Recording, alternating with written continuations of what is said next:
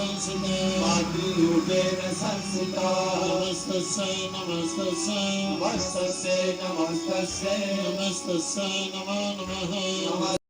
जय माता दी दोस्तों, गुड मॉर्निंग। आप सभी का स्वागत है मेरे यूट्यूब चैनल पे। और जैसा कि आप देख रहे हैं, आज संडे है, 20 फरवरी है। और मैं आज आपके साथ रेसिपी जो शेयर करने जा रही हूँ वह है पिज़्ज़ा की। और उससे पहले, क्योंकि मैंने बहुत सारे कपड़े धोए हैं, तो चलिए पहले मैं टेरेस पर कपड़े सुखा के आती हूँ, फिर आपके साथ शेयर करती हूँ पिज़्ज़ा की रेसिपी।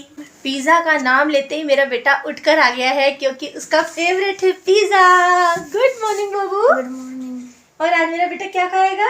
पिज़्ज़ा। ओहो, पिज़्ज़ा।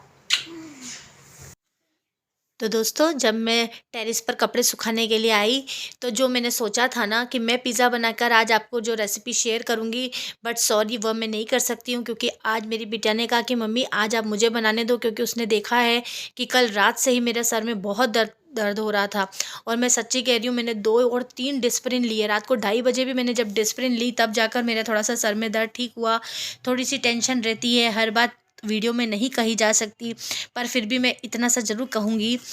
लोग कहते हैं बदल गई हूँ मैं, लोग कहते हैं बदल गई हूँ मैं, दरअसल अपनी ही गलतियों से संभल गई हूँ मैं।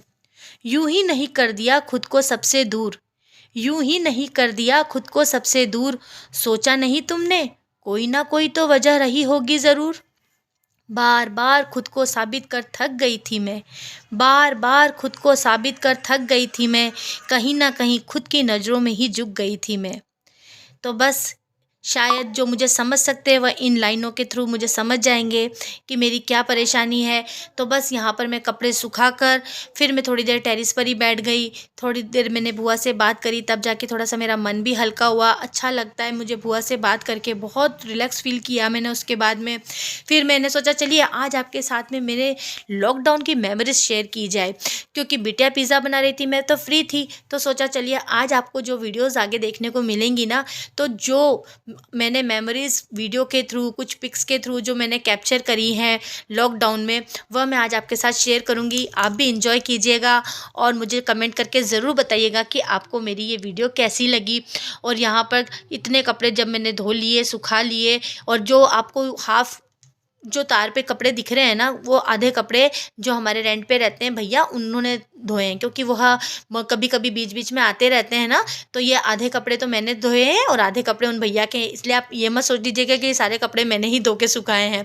और बेटे ने कहा मम्मी लाओ आपकी रज़ाई भी मैं है ना ऊपर टेरेस पर रख कर आ जाता हूँ धूप में।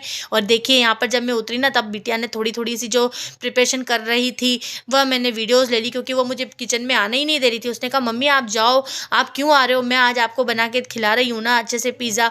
तो मैंने कहा बेटा मुझे थोड़ी तो वीडियो लेने दे, ताकि मैं अपने जो व्यूवर्स हैं, जो मेरे फ्रेंड्स हैं, उनको मैं बता सकूं कि बेटा आपने ही पिज़्ज़ा बनाया है, मैंने नहीं बनाया है। तो देखिए मेरी बिटिया प्रिपरेशन कर रही है चॉपर में, ये ग्रीन तो मेरे बेटे के लिए पिज़्ज़ा बना रही है मेरी बिटिया, क्योंकि मैं तो थी टेरेस पे, है ना। इधर आजा, हम इधर आते हैं।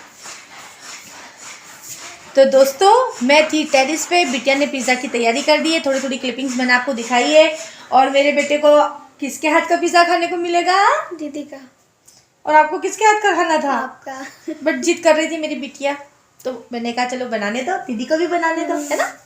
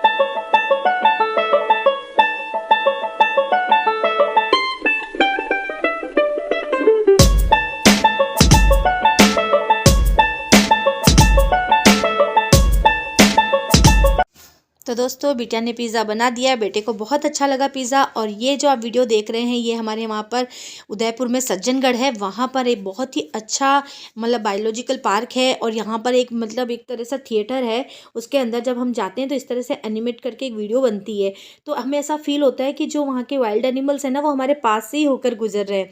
तो हम ये लॉकडाउन स्टार्ट होने से पहले, कोरोना आने से पहले जब हम गए थे ना सज्जनगढ़, तो हमने बहुत इन्जॉय किया था। ये हमारी लास्ट ट्रिप थी वहाँ पर सज्जनगढ़ घूमने की, मतलब कोरोना और लॉकडाउन से पहले बहुत इन्जॉय किया था हमने यहाँ पर।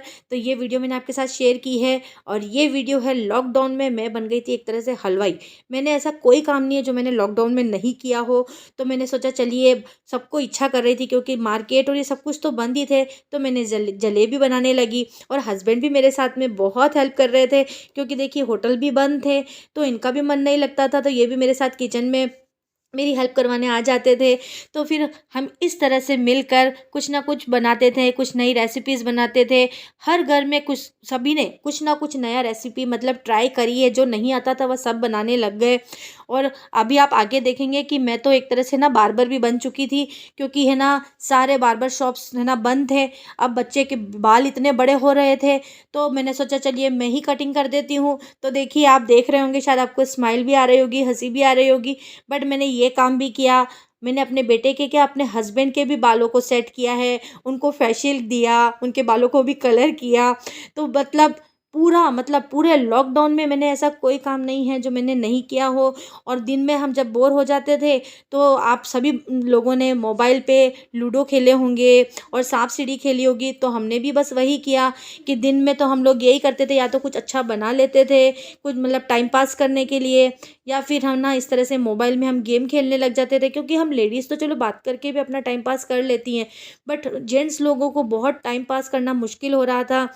तो मैं भी उनको थोड़ा सा बिजी रखती थी कि चलिए आप मेरे साथ आके किचन में मेरी हेल्प करवा दीजिए, चलिए मैं आपका फेशियल कर देती हूँ, और आप हमारे साथ चलिए लॉकडाउन में ये थोड़ा सा सांप सीढ़ी खेल लीजिए, है ना। तो इस तरह से हमने उनको भी बिजी रखा, तो बहुत अच्छा लग रहा था। एक तरह से कहूँ तो इस लॉकडाउन में मतलब जो हम एक फैमिली मेम्बर्स एक दूसरे के लिए टाइम नहीं निकाल पाते थे ना, हमने वह निकाला, एक दूसरे के क्लोज आए, कुछ बातें शेयर की, जो हम एक दूसरे को टाइम नहीं दे पाते थे वह दिया, बच्चों को टाइम दिया। क्योंकि जब हमारे डेली रूटीन के जो वर्क स्टार्ट हो जाते हैं, वर्किंग डेज स्टार्ट हो जाते हैं, तो हम बच्चों को कहाँ टाइम दे पाते हैं, सब अपने अपने काम में मस्त हो जाते हैं। तो बच्चों ने भी बहुत इंजॉय किया लॉकडाउन में। तो इस तरह से हमारा लॉकडाउन बीता। फिर दिन में जब हम गेम खेल के थक जाते थे तो सो जाते थे। लॉकडाउन में हमने क्या किया, सिर्फ खाए और सोए तो हैं। उसके बाद शाम को जब हम टेरेस पे जाते थे तो इस तरह से हम क्रिकेट खेलने लग जाते थे। तो बेटे को आप देख ही रहे होंगे कितना छोटा लगता था मेरा बेटा उस समय।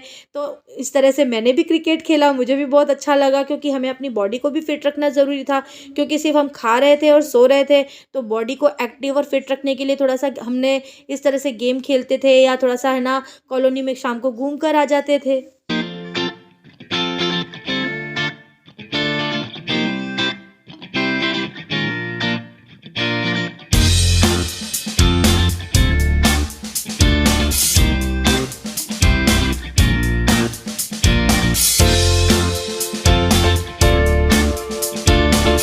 तो इनको बिज़ी रखने के लिए मैं अपने साथ किचन में काम करने लगा देती थी।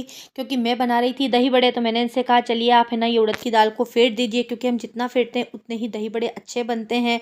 फिर मैंने इनसे कहा कि चलिए आप इनको फ्राई कर दीजिए, चटनी भी बना रहे थे। फिर मैंने इनको कहा आप इनको निचोड़ निचोड़ के दही में डाल दीजिए।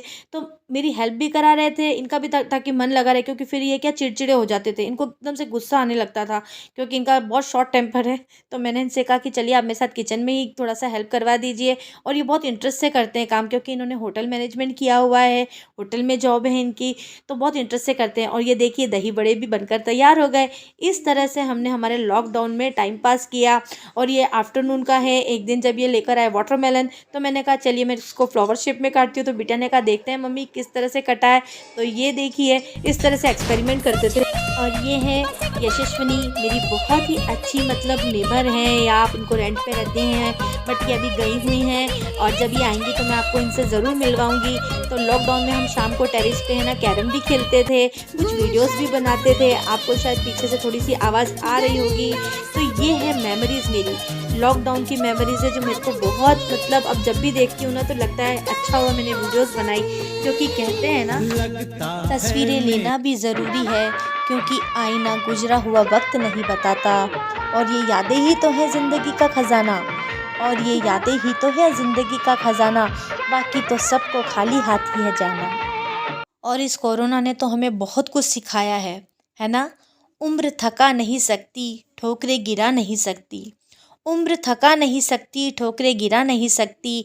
अगर जीतने की जिद हो तो परिस्थितियाँ हरा नहीं सकती।